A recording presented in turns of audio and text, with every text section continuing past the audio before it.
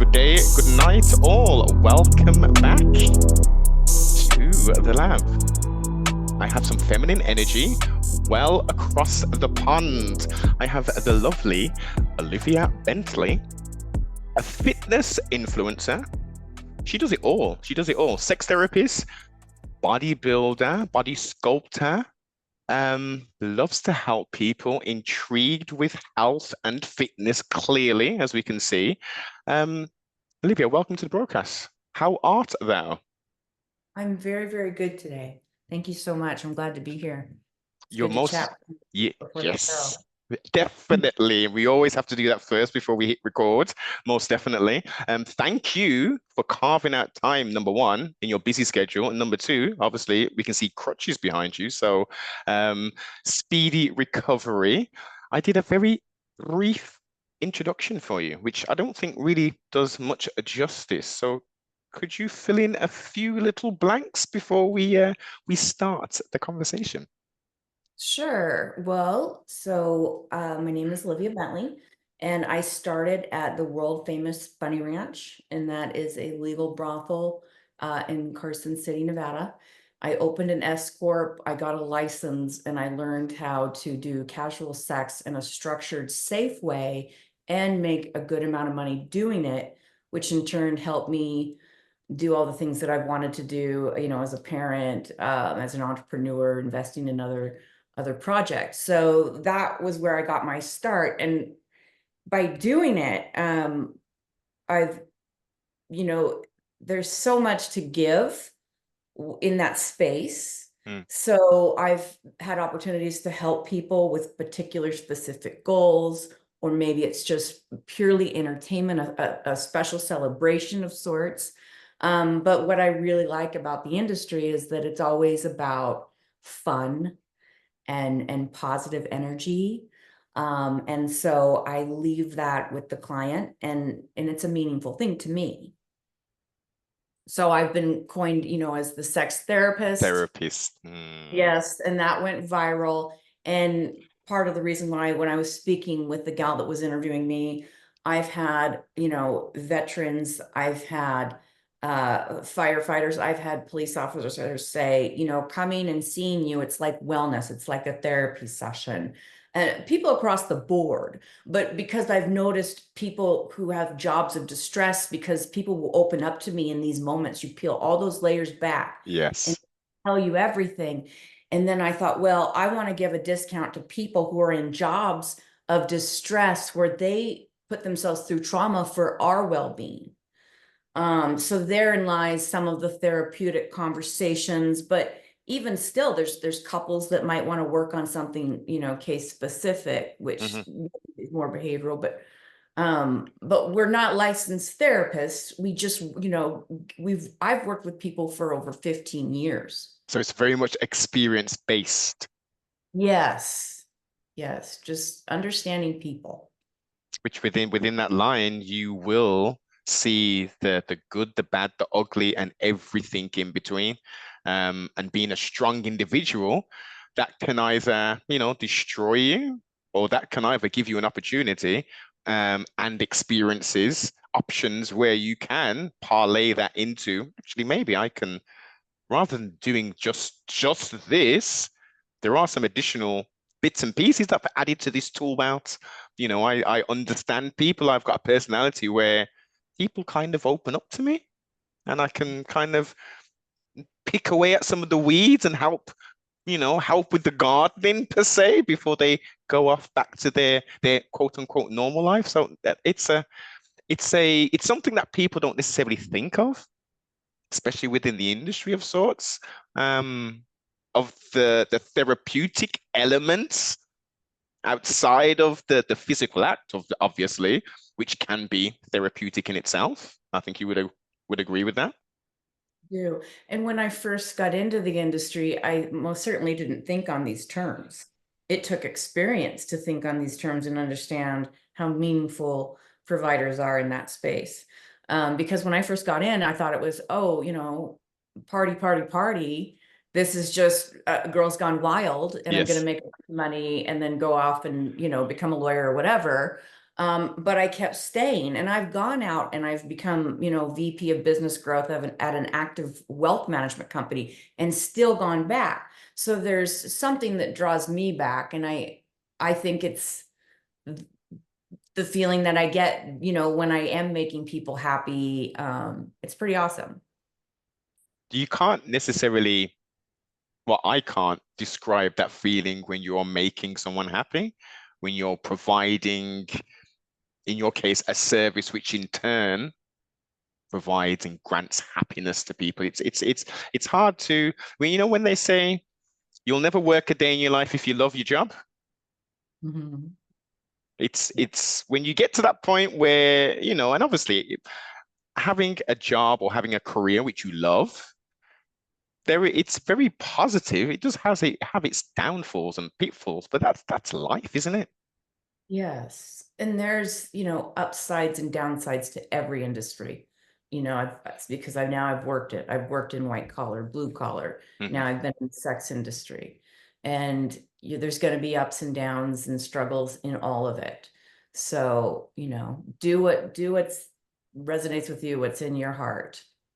Definitely. And if you can, weed out the wheat from the chaff and have the strongest support circle around you, because these people, unfortunately, who are the hanger-oners of sorts, they're not providing any sort of wealth or giving you any sort of gratification or building yourself up. It's a symbiotic relationship, a friendship is. It should be, I'm helping you and you're helping me.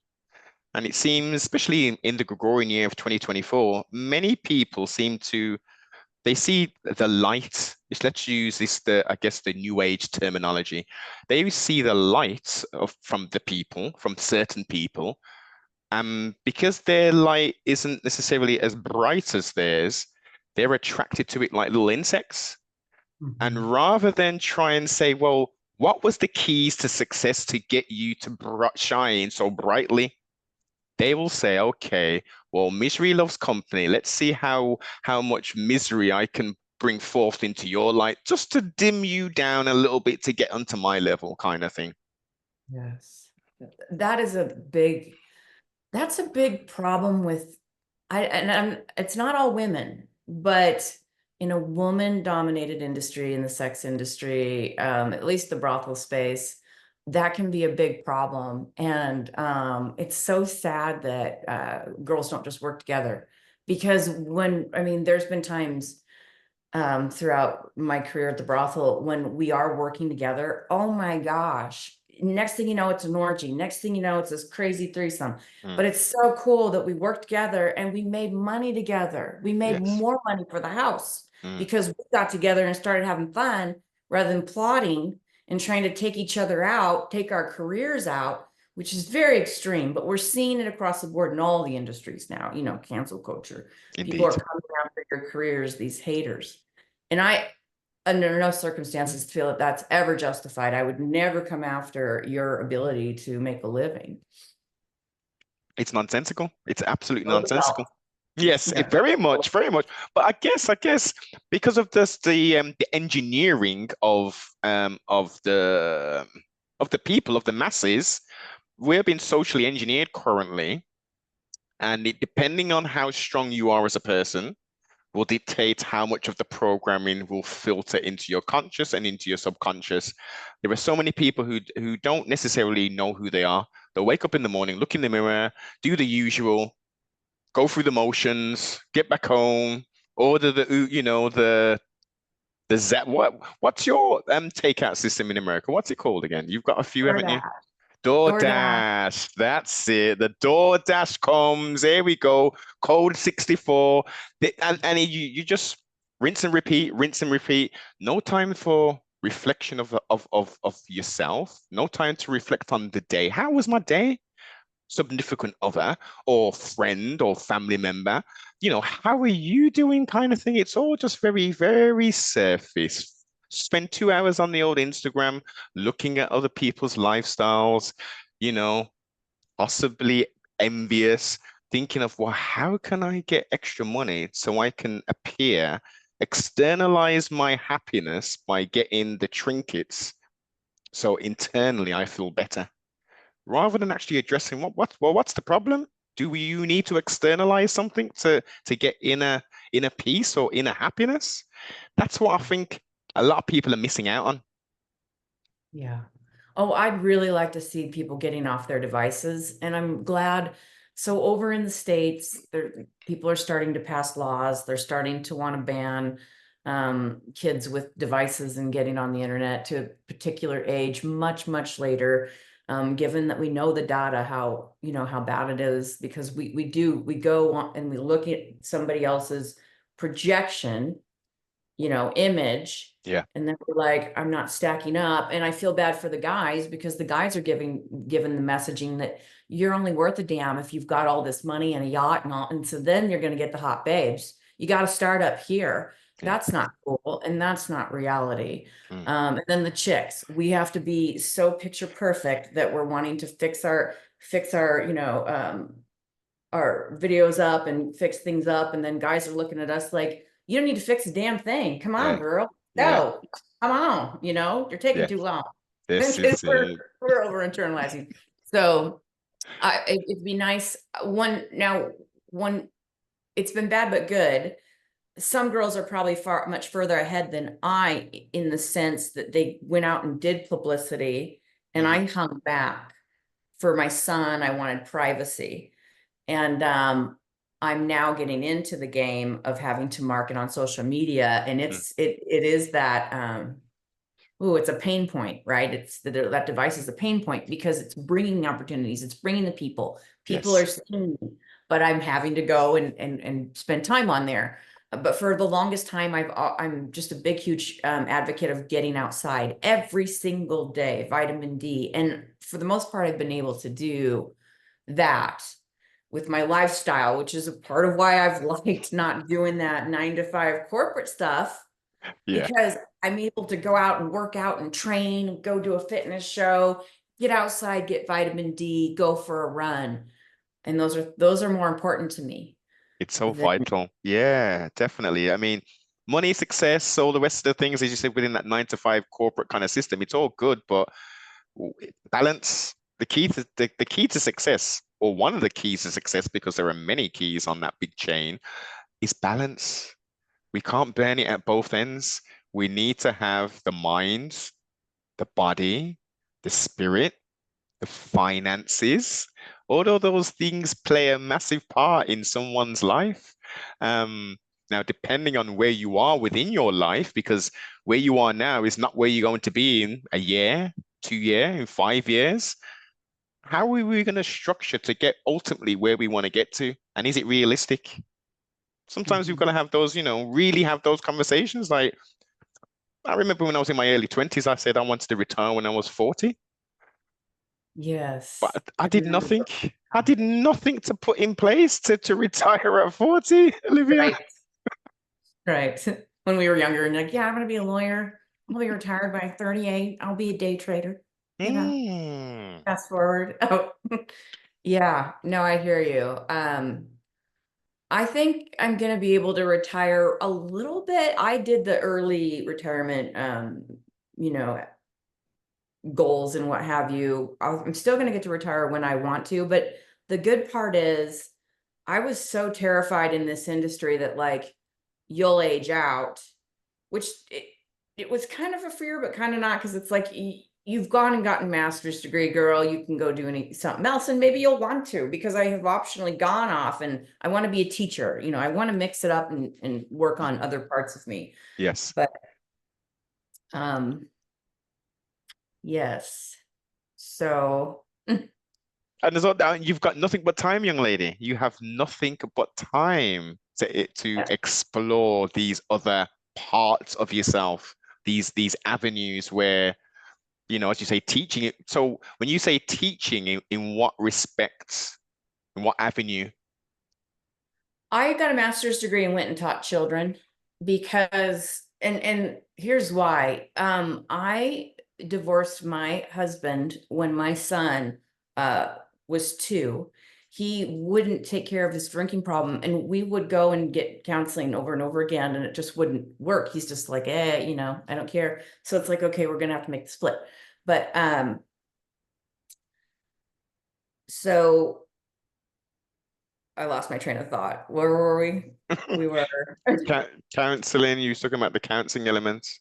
because I'm getting probably more personal. The Yes. counseling element of of my work, or Well, no, well, this is the question I posed was, what sort of specific side of teaching was you going down, and would you like to explore? And I think you said you've done children, you did your right. masters in teaching for children. Was that young Yeah, children or yeah. teenagers? Yes, kindergarten. So yeah, I'm losing my train of thought because now I'm getting personal, and then it's making me like feel like, oh, you're getting personal, like you shouldn't, like stop. But what it really was is like I divorced my ex. I was planning on having more kids. I love kids. I ran a daycare to stay at home with my son while I was getting my bachelor's degree because I wanted to get to stay at home with him when he was little, but I wanted to help. So Yes. I got to hang out with a bunch of kids, which was really cool. And I really like to nurture animals and children. You know, I'm a mommy. So that was really awesome. And that That provided is that. excellent. That is. So I could, well, look, just based upon the little bits and pieces that I know and what you're telling me, you've clearly got an entrepreneurship spirit and you understand you've got a sort of a direct laser beam focusing, okay, this is what I want to do. And then you're looking at, okay, how can I supplement that? Okay, well, I've got a child, I want to stay at home. Daycare center, socialization with other children, with my child. Great.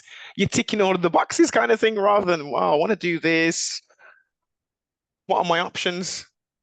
So later on, I was craving because I wanted to have more than one child too, but that didn't happen. That wasn't my reality. So I went back to teach. And it was really, really fun, really fun. I think that teachers, like if I was remarried, like I probably would have wanted to stay doing it because I took the most craziest pay cut in Idaho. In Idaho, in the States here, we are paid a little over $1,000 a month to start. What? That, yeah, it's terrible. Yes. That for full, So that's for part-time. That can't be for full-time work. that's for full-time teachers in my state. That's not even Education is largely underfunded in our country. And we're one of the states that's down at the bottom. And so the politicians don't want, rather than putting money into the budget, they kind of put it on the backs of like retired teachers to come up with the common cores to volunteer. Um, yeah, so I, that was the, something that got me ignited and passionate about helping. But what I had to do was keep working as a working girl, work 60 hours a week as a teacher for these kids that I so much enjoyed. But that money had to pay for the lessons, the fun, the toys, the props, the the books. props, yeah. I walked into a class that was empty and didn't have anything and was told, sorry, you have to come up with that. So Well, that's why they, that's yeah, not too dissimilar. Well, it is dissimilar in regards to the pay discrepancy. I mean, teachers are paid a lot more than that here, but they still have to use their own money to get the crayons and the bits and pieces to actually teach, which is right. insane. It's absolutely insane. I see. Yeah. And so what I would see, like kind of trend wise is, they're married. Usually a teacher has a spouse and that person's helping them. Like what they're doing for a living is also helping them get, help the kids and whatnot. So that was pretty wild. But the kicker too was we had a fundraiser. Now this was a bilingual charter school, and I would work with on the English side, and then my kids would cross over and they'd go have Spanish lessons, which was really cool. So we were doing this fundraiser, and I was tasked with the face painting. I was expected to finance all the face paint. Over 500 people came into my classroom that night. I had to get my son, my son's girlfriend, anybody that would come in and help me put paint on these kids and adults' faces. Those people were just making fun. Wow. And I financed all that. And I mean, it was like, wow. So they'll really burn you out. And a lot of teachers have health problems. I And can im- so, yeah, it's dang near That's impossible. mind blowing. So is that just individual to Idaho State or are other states under similar pressures? Yes.